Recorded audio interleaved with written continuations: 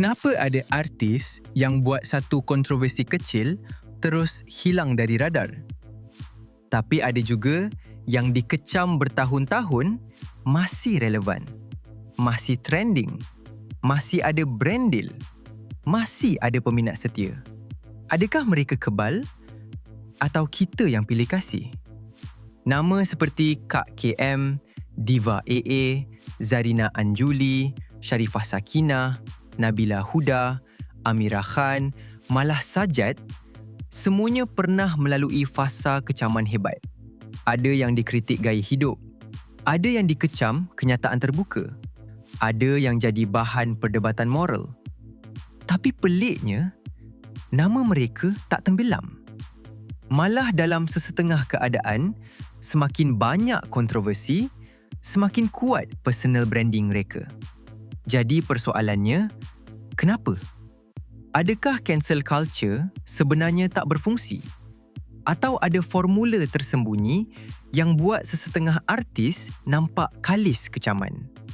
Hari ini kita tak bincang siapa betul atau siapa salah. Kita bedah satu perkara yang lebih menarik. Bagaimana kontroversi boleh jadi perisai, bukan peluru?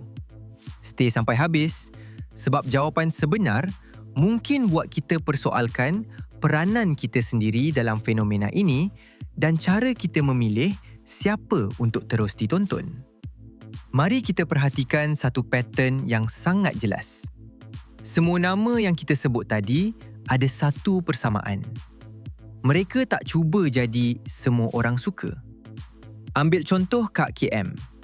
Persona beliau memang unapologetic. Gaya hidup ditunjukkan secara terbuka. Reaksi netizen selalu terbahagi dua. Ada yang sokong habis-habisan, ada yang kecam tanpa henti. Tapi identiti beliau konsisten. Dan bila identiti konsisten, kontroversi tak lagi merosakkan jenama. Ia menguatkan jenama.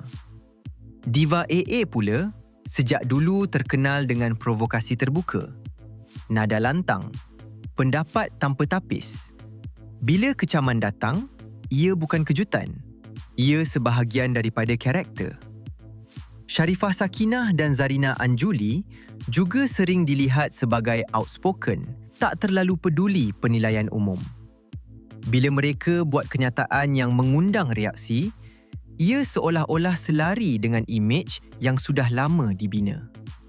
Dalam kes Nabila Huda, walaupun pernah berdepan kritikan kerana keterbukaan, ramai masih melihat beliau sebagai autentik.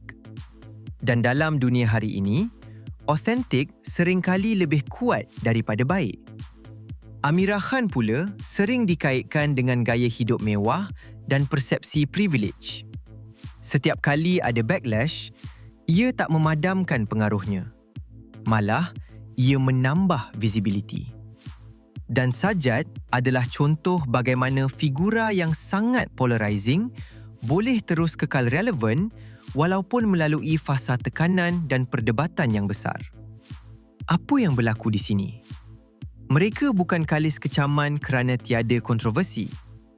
Mereka kalis kerana kontroversi sudah sebati dengan jenama. Inilah konsep paling penting. Jika jenama seseorang dibina atas imej perfect dan suci, satu kesilapan kecil boleh runtuhkan semuanya. Tetapi, jika jenama dibina atas keberanian, kelantangan atau identiti yang memang mencetuskan reaksi, kecaman bukan serangan. Ia bahan bakar. Ada satu lagi elemen penting. Jangkaan. Apabila seseorang dikenali sebagai outspoken atau provokatif, audiens sudah menjangka sesuatu yang berani daripada mereka. Jadi, bila ia berlaku, kejutan itu minimum. Bandingkan dengan artis yang membina imej sangat bersih dan low profile. Bila satu kontroversi kecil muncul, kejutan itu besar kerana ia bercanggah dengan ekspektasi awal. Ekspektasi menentukan impak. Dan dalam kes nama-nama yang kita bincangkan tadi, ekspektasi sudah selari dengan karakter mereka. Tambahan pula, dalam era algoritma, Setiap kecaman membawa engagement. Engagement menaikkan visibility. Visibility mengekalkan relevansi. Ironinya, orang yang paling banyak dikecam kadang-kadang paling banyak ditonton. Dan dalam dunia digital, ditonton lebih penting daripada disukai. Sekarang kita masuk bahagian paling menarik. Kenapa cancel culture seolah-olah tak berfungsi pada sesetengah artis? Fan shield. Setiap figura yang kita sebut tadi, ada satu kelompok penyokong yang sangat setia. Bukan sekadar peminat biasa, tapi peminat yang rasa connected secara peribadi. Bila kecaman datang, kumpulan ini bukan diam. Mereka defend. Mereka lawan komen negatif. Mereka bagi naratif balas. Mereka alihkan fokus. Dan bila sokongan itu cukup kuat, kecaman tak lagi nampak seperti serangan majoriti. Ia nampak seperti perdebatan. Repetition immunity. Apabila seseorang berulang kali melalui kontroversi, audiens menjadi kebal. Kejutan pertama mungkin besar, kejutan kelima tidak lagi memberi impak sama. Bukan kerana isu kecil, tetapi kerana orang sudah biasa. Dan bila orang sudah biasa, moral outrage jadi kurang tajam. Narrative reframing. Ada artis yang tidak melawan kecaman secara frontal. Sebaliknya, mereka ubah fokus. Mereka terus hasilkan konten, terus bekerja, terus muncul. Lama-kelamaan, isu lama tenggelam dalam kitaran berita baru. Tambahan pula, internet sangat cepat lupa. Hari ini kecoh, minggu depan sudah ada isu baru. Jika seseorang mampu bertahan cukup lama tanpa panik, gelombang kecaman akan surut dengan sendiri. Dan inilah realitinya.